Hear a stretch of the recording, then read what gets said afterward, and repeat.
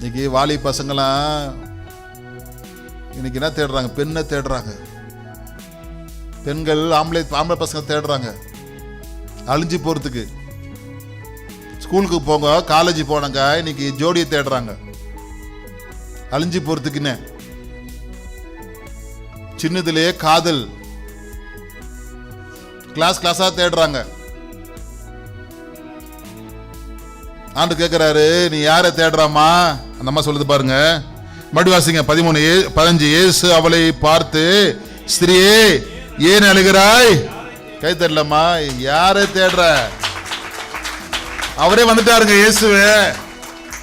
நீ யாரம்மா தேடுற? அந்த அம்மா சொல்லுது, வாசிங்க தம்பி, அவள் பாத்தீங்களா, ஆத்ம நேசர் அங்க நிக்கிறாருங்க.